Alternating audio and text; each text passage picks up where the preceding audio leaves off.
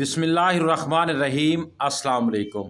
ہمارے ہاں یہ روایت عام سننے کو ملتی ہے کہ جمعرات کے روز مرنے والوں کی روحیں اپنے لواحقین کے گھروں میں آتی ہیں، اس لیے جمعرات کو خیر و برکت کے لیے کھانا تقسیم کرنا چاہیے۔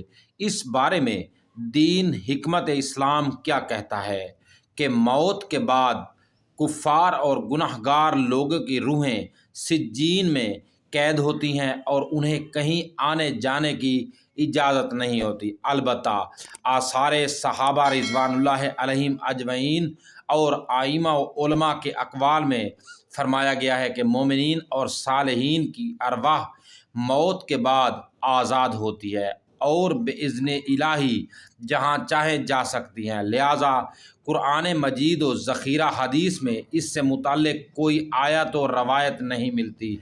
حضرت امام احمد رضا خان رحمۃ اللہ علیہ نے روحوں کا بعد از وفات اپنے گھر آنا کے عنوان سے ایک رسالہ تحریر کیا تھا، جس میں درج آثار اقوال میں سے چند ایک درج ذیل ہیں۔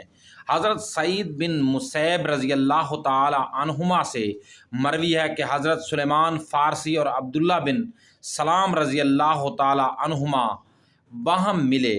ایک نے دوسرے سے کہا، اگر تم مجھ سے پہلے انتقال کرو تو مجھے خبر دینا کہ وہاں کیا پیش آیا۔ ہاں، مسلمانوں کی روحیں تو جنت میں ہوتی ہیں، انہیں اختیار ہوتا ہے جہاں چاہیں جائیں۔ حضرت عبداللہ بن عمر رضی اللہ تعالی عنہ کا فرمان ہے کہ دنیا مومن کا قید خانہ ہے اور کافر کی جنت۔ جب مسلمان مرتا ہے اس کی روح کھول دی جاتی ہے جہاں چاہے جائے۔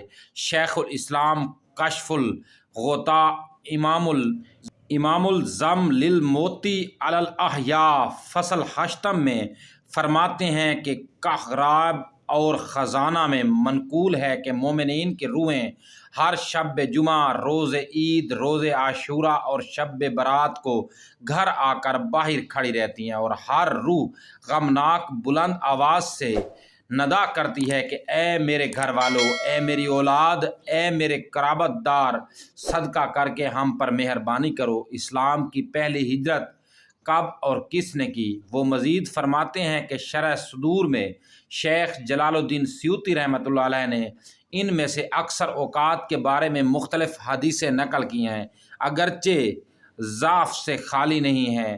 امام ابو عمر ابن عبد البر نے فرمایا کہ راجح یہ ہے کہ شہیدوں کی روحیں جنت میں ہیں اور مسلمانوں کی فناہ قبور پر جہاں چاہیں آتی جاتی ہیں۔ قاضی ثناء اللہ تذکرۃ الموتیٰ میں لکھتے ہیں کہ اولیاء کرام کی روحیں زمین، آسمان، بہشت میں جہاں چاہتی ہیں جاتی ہیں۔ بعض علماء محققین سے مروی ہے کہ روحیں شب جمعہ چھٹی پاتی اور پھیلتی جاتی ہیں، پہلے اپنی قبروں پر آتی ہیں پھر اپنے گھروں میں۔ بے شک مسلمانوں کی روحیں ہر روز شب جمعہ اپنے گھر آتی اور دروازے کے پاس کھڑی ہو کر دردناک آواز سے پکارتی ہیں کہ اے میرے گھر والو، اے میرے بچوں، اے میرے عزیزو، ہم پر صدقہ سے مہر کرو، ہمیں یاد کرو، بھول نہ جاؤ، ہماری غریبی میں ہم پر ترس کھاؤ۔ موت کے بعد روح کا دنیا میں لوٹنا ماں بعد طبیعیات میں سے ہے اور ایسی غیر مرئی وغیرہ محسوس چیزوں کو تسلیم کرنے کے لیے اللہ اور اس کے رسول صلی اللہ علیہ وسلم کا واضح فرمان ہی تسلی بخش ہو سکتا ہے۔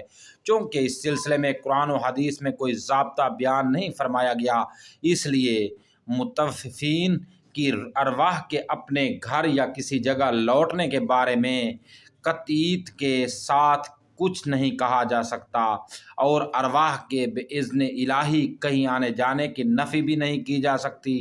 اس کے لیے اس مسئلہ میں کوئی ضابطہ متعین کرنا مشکل ہے۔